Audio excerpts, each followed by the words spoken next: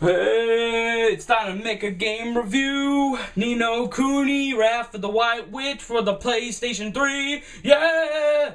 Okay, so anyways, how's it going, guys and gals? This one is kind of been delayed. I was lazy / worked a lot, since I don't know. I sat on the couch and scratched my ass probably. This game, I may not remember everything, but I'm gonna try my best. If you want to correct me, that's cool. Just be nice about it. But let's go. So Ni no Kuni, Wrath of the White Witch is a JRPG created by the geniuses at Level 5 Games, who are behind games like Dark Cloud and I think White Knight Chronicles.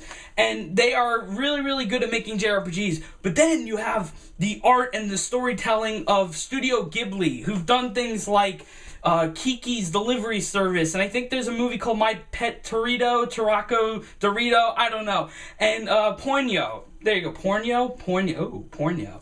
Any case, you can look at that stuff and whatever.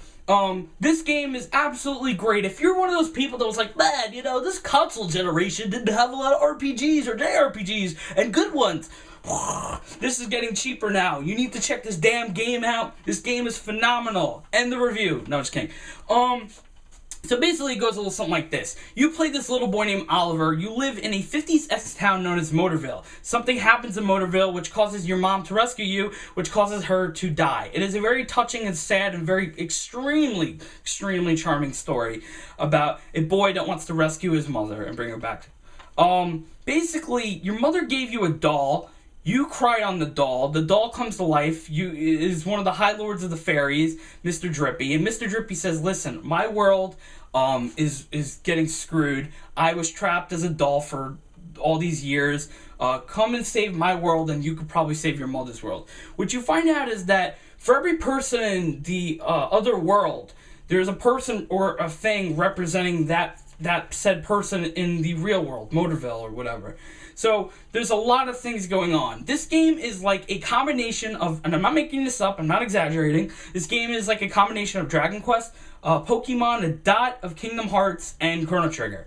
It is all four of those delicious RPGs. It is like an RPG love orgy in this game. Okay, it's an open world. You're fighting with these creatures that are part of your spirit, known as familiars. It's like Pokemon. You can train them and tame them. They learn moves. You give them treats. You get them all steroided up. You get them moves. They evolve. It's fucking awesome. Every one of these creatures looks cool. There's a lot of them. There's got to be at least 200 of them, I think. I don't know how many there are offhand. This game is phenomenal, okay? From not just the look of the game and the story, but just the atmosphere, the music. Oh, I used to dork out. I would stand around and just look at the ocean. It was gorgeous. And this game is phenomenal. The interesting thing is the gameplay. The gameplay is a mixture of live action, it's almost like a live action turn-based kind of thing. No, it's not live action turn-based, it's just action, excuse me. So it's like, okay, you play as the children or any of the party members, and you could do spells or whatever it is you want to do, you can heal, or you could play as your familiars and attack and do different moves and whatnot. It's really cool. And then you have to defend and block. There's all different strategies to all the different bosses all the different areas you gotta save.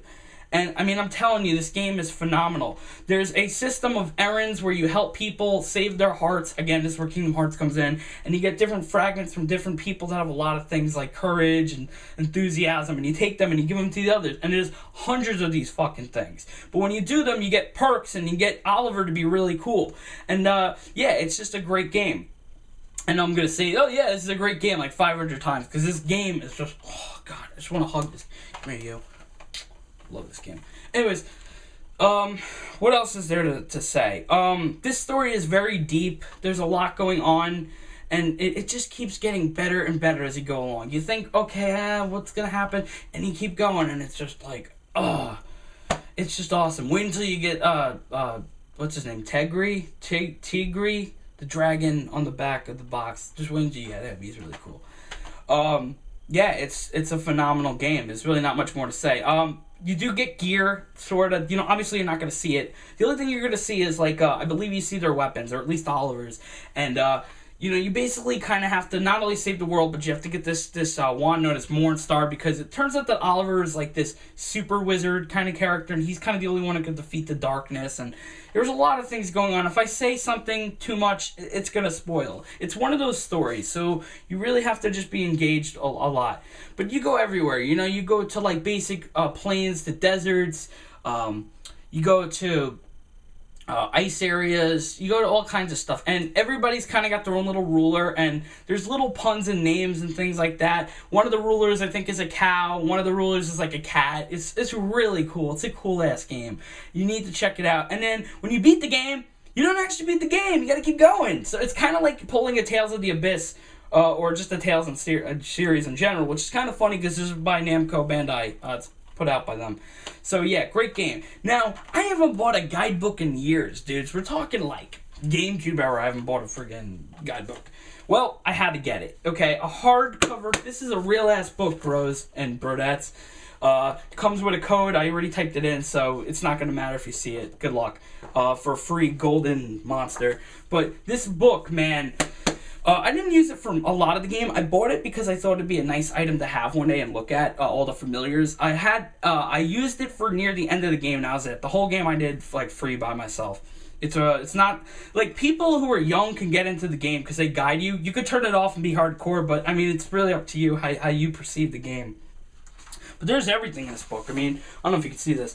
There's like artworks and maps and really cool, like every familiar is in here. Let me show you. There's like there's just one creature that I got that's like an elephant, and like, you know, like ice maidens and lizards and yetis and shit. It's fucking awesome. You really need to do yourself a favor if you're into RPGs or JRPGs and you have a PlayStation 3. You need to pick this game up. You need to support things like this, and you need to play it and love it because it's awesome. It's a great game. Check it out. Ni no Kuni. Yeah, that's it. Peace. Ni no Kuni, we don't have a really good theme song, but we had that orchestrated song, but I don't know how it goes anymore, so it's Ni no Kuni, yeah.